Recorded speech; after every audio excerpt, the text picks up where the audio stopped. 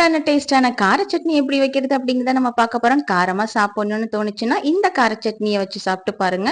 சொல்லவே வேணாம். சுட சுட இட்லி தோசைக்கு இது மாதிரி நம்ம வச்சு சாப்பிட்டோம்னா ரொம்பவே டேஸ்டா இருக்கும். கண்டிப்பா நீங்களும் இந்த மாதிரி ட்ரை பண்ணி பாருங்க. இப்ப பேன்ல எண்ணெய் ஊத்திக்கலாம். எண்ணெய் நல்லா காஞ்சதும் பட்டை மிளகாய் போட்டு அதை நல்லா வதக்கி விட்டுக்கலாம். இஞ்சி பூண்டு போட்டு அதையும் நல்லா வதக்கி விட்டுட்டு சின்ன வெங்காயம் பெரிய வெங்காயம் போட்டு அதையும் எண்ணெயில நல்லா வதக்கிக்கோங்க. இது கூட தக்காளி போட்டு அதையும் நல்லா வதக்கி விட்டுட்டு போதுமான அளவு உப்பு போட்டு அதையும் நல்லா வதக்கி விட்டுக்கோங்க.